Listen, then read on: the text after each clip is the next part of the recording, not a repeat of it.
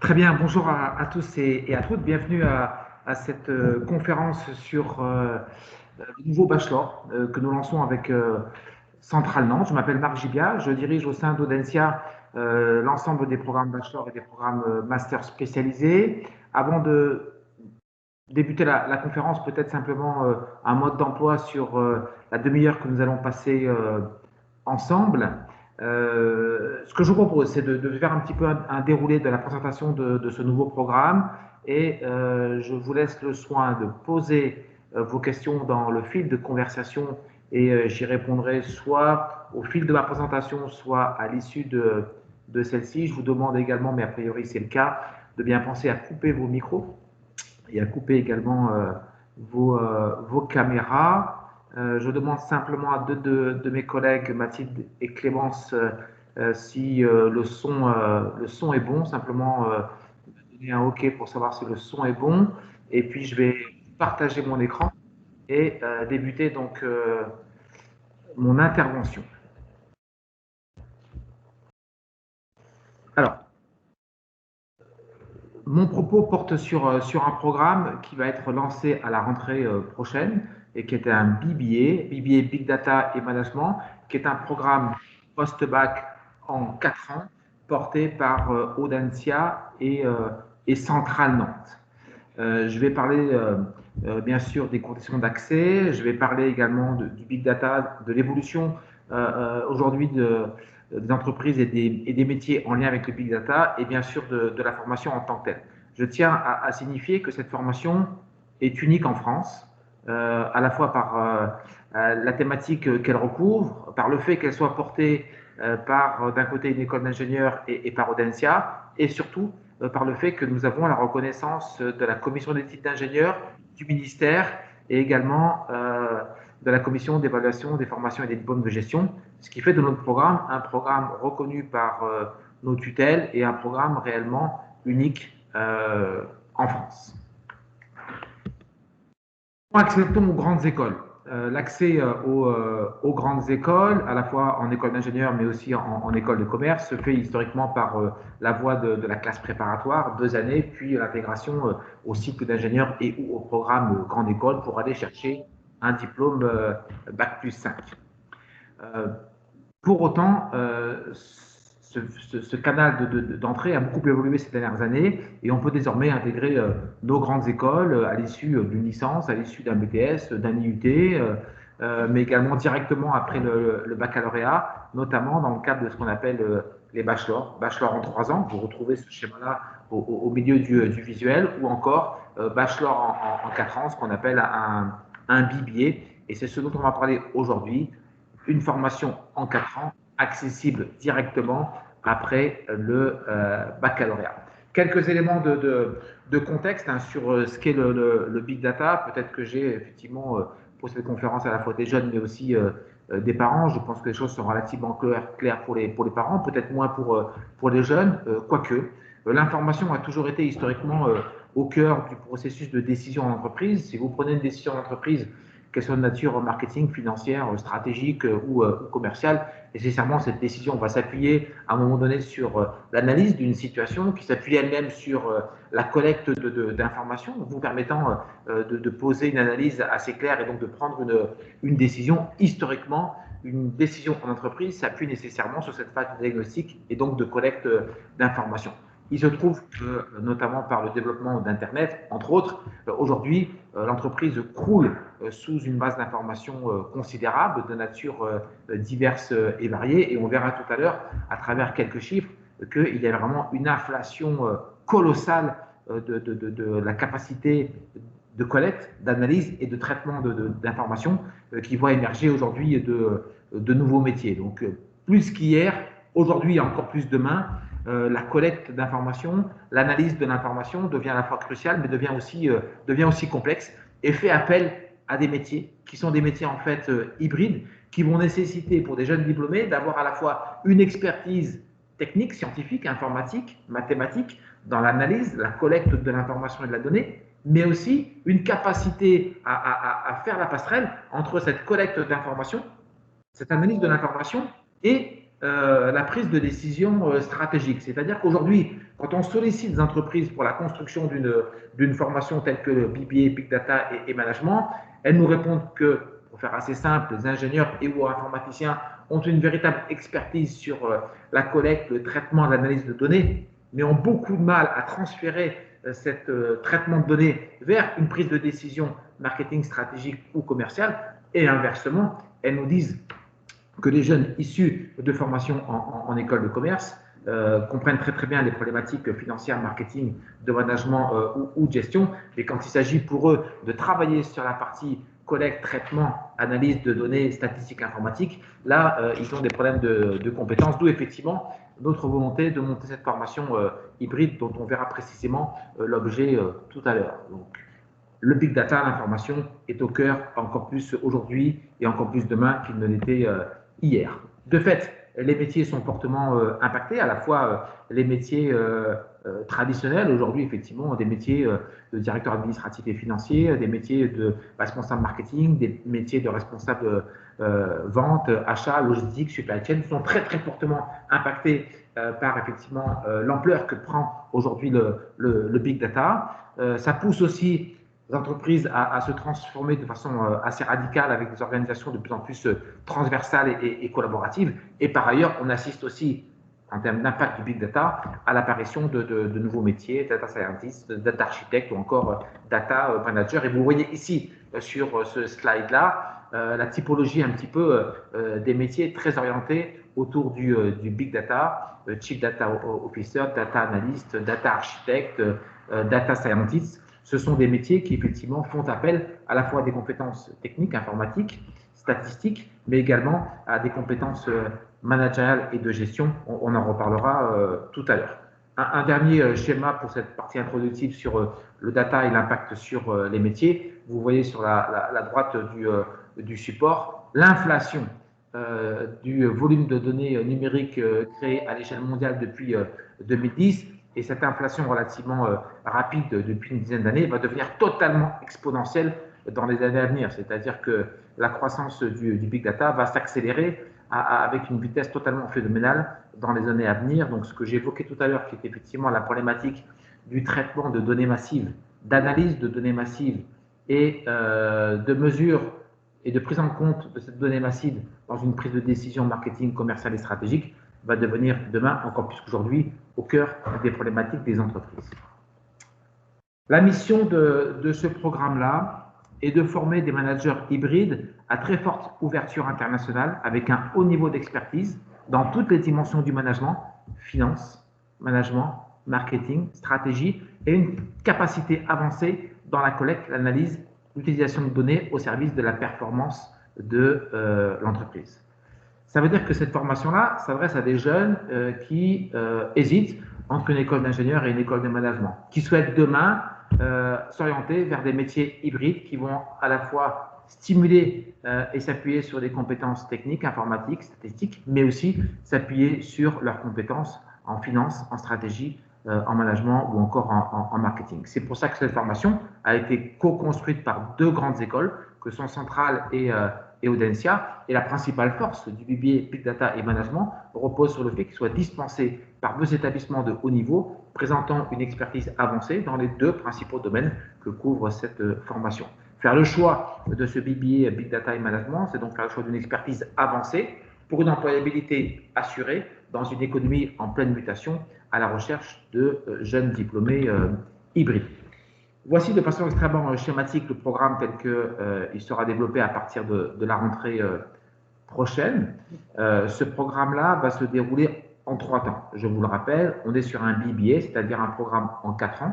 Parenthèse, 100% des cours seront dispensés en langue anglaise. Tout à l'heure, on a évoqué la très forte dimension internationale du programme. Elle se traduit entre autres par le fait que 100% des enseignements seront dispensés en langue anglaise sur la totalité du cursus. 3 temps, je viens de l'évoquer. Un premier temps, qui est un temps où on va travailler sur les fondamentaux, d'un côté du management, de la gestion, de la stratégie, du marketing. Vous voyez ces enseignements-là en bleu sur le schéma, année 1 et premier semestre de l'année 2. Et parallèlement, on va travailler sur les fondamentaux de l'ingénierie, en l'occurrence là des mathématiques, de l'informatique et des statistiques. Vous le voyez en marron, en moutarde sur le schéma. 3 semestres de fondamentaux, puis 2 semestres d'expertise avancée, un semestre 4, donc le second semestre de la deuxième année, avec un semestre d'expertise avancée en statistique, analyse de données informatiques et mathématiques. Ce semestre-là se déroulera à Casablanca au Maroc, sur le campus offshore de Centrale Nantes. Le 5e semestre est un semestre d'expertise aussi, mais cette fois-ci en business, et se déroulera sur le campus de Shenzhen, en Chine, campus d'Audencia. Et puis enfin, troisième temps de cette formation, un temps effectivement d'enseignement hybride. On verra les contenus tout à l'heure, ce qu'on appelle aussi les enseignements projets ou d'application, qui seront des enseignements co-construits et totalement hybridés et qui vont marier complètement et définitivement le data et le management. 3 stages durant ce cursus. Un stage à l'étranger de 3 mois à la fin de la première année, un stage de 3 mois à la fin de la troisième année et un stage de 6 mois qui va ponctuer le cursus. Donc je le reprends, 3 étages, les fondamentaux sur 3 semestres, 2 semestres de spécialisation sur les 2 campus offshore des 2 écoles, 2 semestres d'hybridation et 3 stages, 100% des cours dispensés en langue anglaise. Je reprends quelques éléments mais que je viens d'évoquer ici. Les enseignements de gestion sont bien sûr sous le contrôle d'Audencia et assurés à 50% par des professeurs permanents d'Audencia et à 50% par des professeurs vacataires d'Audencia. Les enseignements d'ingénieurs, notamment scientifiques, mathématiques, analyse de données, informatique, machine learning, intelligence artificielle, sont sous le contrôle de Centrale et assurés à 80% par des professeurs permanents de Centrale Nantes. Et puis enfin, des enseignements appliqués dont j'ai parlé tout à l'heure, qui seront à la croisée du chemin des enseignements de management et de gestion, qui seront co-assurés, copilotés par Centrale et par Audencia lors des semestres 6 et des semestres 7. La vraie force de ce programme-là, je l'ai évoqué tout à l'heure, c'est effectivement le fait qu'il soit porté par ces 2 écoles-là. Ça veut dire que ces 2 écoles-là vont sommer leurs moyens au service des étudiants. C'est à la fois les moyens du corps professoral, enseignants, chercheurs qui vont délivrer au total 60% des enseignements. C'est aussi les ressources matérielles. Pour ceux qui ne connaissent pas nos campus, ce sont des campus qui sont voisins de 500 mètres, des campus extrêmement importants et qui ont des moyens d'accompagnement de nos étudiants qui sont significatifs. Et puis c'est aussi la possibilité de partir dans les 2 campus offshore des 2 écoles, en Chine et à Casablanca. On va bien sûr associer les réseaux des diplômés au service des étudiants et de leur future employabilité, associer aussi les ressources communes d'apprentissage, e-learning, médiathèque, et bien sûr aussi l'accompagnement carrière de nos étudiants avec les coachs carrière d'Audencia et les coachs carrière de Centrale Nantes. Vous avez ici, mais je passerai assez rapidement, parce que ça me semblait important, notamment peut-être pour les lycéens, d'avoir quelques intitulés de matières. On retrouve ici les matières de première année. 100% des cours, je vous le rappelle, sont dispensés en langue anglaise. On travaille en première année sur les fondamentaux du marketing, de la vente, de l'économie, de la finance, mais bien sûr aussi des mathématiques, de l'informatique et des statistiques. Le semestre 3, qui est le premier semestre de la deuxième année, on poursuit les fondamentaux. Le semestre 4, on bascule à Casablanca, où là, on va rentrer effectivement sur un semestre d'expertise et d'approfondissement assuré par Centrale Nantes sur son campus offshore à Casablanca. Intelligence artificielle, data analysis, data mining, machine learning, visualisation. Donc, on est vraiment sur un semestre de spécialisation. On enchaîne sur un semestre 5 qui est également un semestre de spécialisation, mais cette fois-ci assuré par Audencia sur son campus chinois à Shenzhen, en finance, en marketing, en management interculturel. Et puis on attaque les semestres 6 et 7, qui sont vraiment les semestres d'hybridation, achat et blockchain, crypto-monnaie, business stratégie et data, ethics and big data. Le semestre 7, de la même façon, est un semestre totalement hybridé, business intelligence, big data et énergie, fintech, supply chain management et big data. Et le cursus se termine, comme vous l'avez compris, par un stage de 6 mois. Les caractéristiques en guise de synthèse de ce programme, c'est effectivement une double compétence assurée par les 2 écoles, assurée également par l'équilibre de contenu entre les enseignements de gestion, de management et les enseignements d'informatique et de mathématiques. Une codélivrance par les 2 écoles, c'est-à-dire que c'est un diplôme joint, c'est un diplôme avec effectivement les 2 écoles qui portent ce diplôme, une concentration sur un domaine de l'ingénierie, en l'occurrence le big data, une focalisation très très forte sur l'employabilité des étudiants après le diplôme, une durée de stage importante avec au minimum 15 mois à l'international, puisque c'est 2 fois 6 mois dans les campus offshore, plus 3 mois de stage en première année, un cursus 100% anglophone et un recrutement à la fois national et international. On recrute en ce moment des étudiants étrangers qui vont être à la hauteur de 30 à 40% de nos effectifs dans la promotion. Et je termine sur le concours avant de répondre à vos questions. Le concours sera un concours sur inscription sur Parcoursup à partir du mois de janvier. On a pris une décision extrêmement récente de supprimer les épreuves écrites compte tenu de l'incertitude du contexte sanitaire. Le concours se déroulera en 2 temps, une étude de dossier, on va récupérer des notes de français, des notes d'anglais, l'évaluation de la fiche à venir et des notes de mathématiques de première et ou de terminale, puis une phase d'entretien qui se déroulera au mois d'avril avec là 2 entretiens, un entretien de motivation et de personnalité et un entretien d'anglais. Le dossier pèse pour la moitié du concours, les oraux pour la moitié du concours et les mathématiques pèsent pour 20% de l'évaluation totale et l'anglais pèse quant à lui 20% de l'évaluation totale. Voilà pour ce qui est de ma présentation peut-être assez rapide, j'espère pour autant assez claire. Je vous donne un dernier élément d'information avant de répondre à vos questions. Tout à l'heure, j'évoquais la spécificité et le caractère très particulier de cette formation. Je vous le confirme, cette formation est totalement unique en France pour pas mal de raisons. La première raison, c'est qu'en fait, ce n'est pas la première formation qui propose ce qu'on appelle une double compétence ou une forme d'hybridation. Mais simplement là, l'intérêt de cette formation ou de cette hybridation, c'est que c'est une hybridation qui va se faire dès le bac sur 4 ans. Là où en général l'hybridation se fait de façon séquencée, c'est-à-dire que vous partez en école d'ingénieur et vous terminez par une formation en école de management ou l'inverse. Voilà, on est vraiment sur une construction de l'hybridation qui se fait en simultané. Et puis, c'est la seule formation en France qui soit reconnue comme étant une formation double compétence. Quand je dis reconnue, c'est reconnu en tant que formation visée avec un grade de licence et reconnu par le ministère de l'Enseignement supérieur et de la Recherche et la commission des titres d'ingénieur. Alors, je commence à répondre à vos questions sur le coût de la formation. Le coût de la formation a été fixé à 12 000 euros, 12 000 euros par an sur 4 ans, ce qui correspond effectivement à peu près à un coût de formation équivalent sur les autres BBA en management existants en France et ou existants à l'international, sachant qu'on est habilité à recevoir des étudiants boursiers, qu'on envisage sur cette formation de développer une partie de la formation sur les semestres 6, 7 et 8 en alternance, ce qui permettra effectivement sur la fin du cursus de faire financer la formation par l'entreprise. Le titre d'ingénieur équivaut-il à un bac plus 5? Alors là, soyons effectivement clairs, et si je ne l'ai pas été, je m'en excuse, cette formation-là n'a pas vocation à délivrer un diplôme d'ingénieur.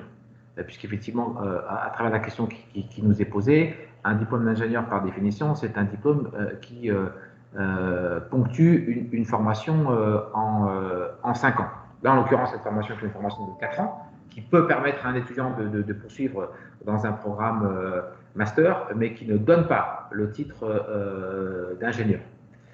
Peut-on poursuivre en Master 2 pour avoir un Bac plus 5? Oui, effectivement, il est possible de poursuivre en Master 2 pour avoir un Bac plus 5, pour travailler depuis une trentaine d'années dans l'enseignement supérieur et pour avoir notamment piloté des programmes BBA en 4 ans comme celui-ci, à la différence que ceux que j'ai pu piloter par avant étaient des programmes de management et de gestion.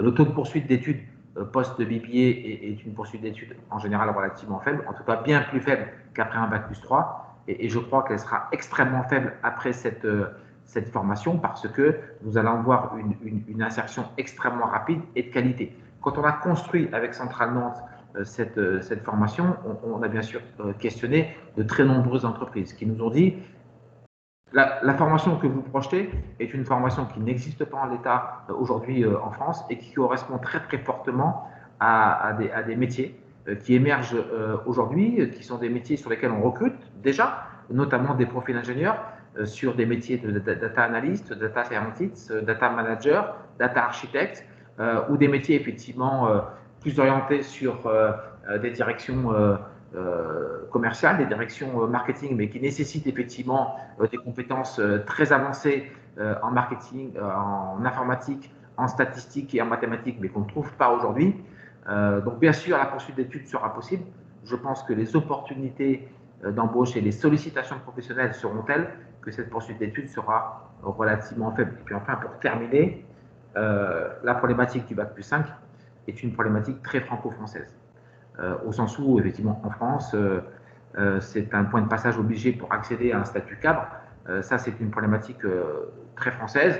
Cette formation a vocation à être une formation internationale, par le fait qu'elle sera dispensée 100% en langue anglaise, par le fait que nous allons accueillir dans cette formation 30 à 40% d'étudiants internationaux, et que cette formation a également pour vocation de servir un marché de l'emploi qui est un marché international et mondial, où effectivement le fait d'avoir un bac plus 5 ne constitue pas un point de passage obligé pour les futurs diplômés. En complément à ce que j'ai pu évoquer, et avant de continuer à répondre à vos questions, le constat que nous faisons à la fois dans le monde professionnel et dans l'enseignement supérieur, c'est une évolution des métiers et des formations vers l'hybridation. Si je fais une marche arrière de 30 ans à la fois sur les emplois et sur l'enseignement supérieur, il y a 30 ans, on avait un cloisonnement extrêmement fort. Un ingénieur était un ingénieur, un manager était un manager, pour faire à nouveau extrêmement simple. On a vu petit à petit les métiers s'hybrider et l'enseignement supérieur s'hybrider, à tel point que je lis aussi la réforme du lycée comme étant une forme d'hybridation. Le lycée tel qu'il existait jusqu'à présent était là pour servir un enseignement supérieur très cloisonné, avec effectivement un bac ES, un bac L, des bacs technologiques et des bacs scientifiques, qui servaient chacun des filières universitaires ou d'enseignement supérieur très particulières pour aller servir des métiers très particuliers. Aujourd'hui, tout se décloisonne. Les métiers, l'enseignement supérieur et le lycée. Donner la possibilité à un jeune de seconde de choisir des matières qui n'étaient pas possibles de concilier avant, c'est une forme d'hybridation. Au service de l'intégration dans l'enseignement supérieur vers des formations qui s'hybrident de plus en plus, vers des métiers qui s'hybrident de plus en plus.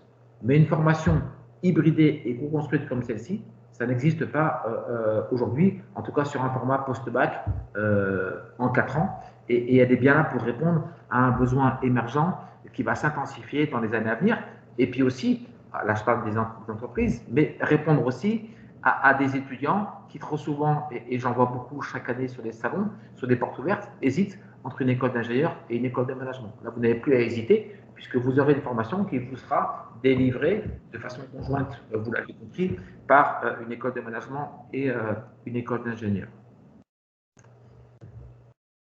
N'hésitez pas, dans le fil de conversation, alors je vois une autre question. Alors, très bonne question. Peut-on intégrer cette formation en cours de cursus via des passerelles? Aujourd'hui, ce n'est pas possible. Alors, pour une simple raison, c'est que la formation va débuter à la rentrée prochaine, et qu'effectivement, la rentrée prochaine, nous allons ouvrir uniquement la première année, mais à horizon 3, 4, 5 ans, on envisage, rien n'est certain aujourd'hui, d'imaginer une passerelle post-bac plus 2. Une passerelle qui serait une passerelle assez étroite, notamment parce qu'elle va nécessiter de nous assurer que l'étudiant qui intègre cette formation-là post-bac plus 2 a bien le niveau requis en mathématiques, en statistiques, en informatique, mais aussi en gestion pour intégrer cette formation-là. Et il existe relativement peu de formations à bac plus 2 qui soient hybridées et qui nous permettent de nous assurer qu'un étudiant qui intégrerait directement la troisième année ait bien les prérequis suffisants pour intégrer directement la troisième année. Donc cette passerelle-là, on l'imagine, elle n'est pas encore très clairement définie, parce qu'effectivement, elle va poser des problématiques de validité des prérequis pour intégrer directement en troisième année. Le niveau en mathématiques pendant le BBA est-il très élevé et théorique? Oui, il est très élevé. Il est très élevé parce que ces métiers-là nécessitent un niveau de traitement analytique, statistique et mathématique qui est élevé, ce qui veut dire qu'on va effectivement s'assurer que le candidat qui intègre cette formation-là a un niveau de mathématiques suffisant. un niveau de mathématiques qu'on va pousser, à la fois dans sa dimension théorique et dans sa dimension pratique, notamment à travers l'analyse de statistiques et l'analyse de données. D'autres questions? Il nous reste 4 minutes. Alors, n'hésitez pas surtout à venir sur le stand d'Audencia dans le cadre de ce salon de l'étudiant, puisque je suis sur ce salon d'Audencia. Je pourrais bien sûr répondre à vos questions si vous en avez. Alors,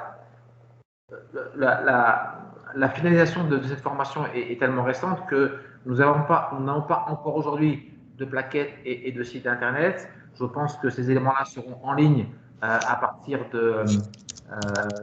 20 janvier, d'ouverture sur Parcoursup. Donc, ce n'est pas la peine de chercher sur le site de Centrale ou sur le site d'Audencia de plaquettes ou site internet, parce que nous n'en avons pas encore.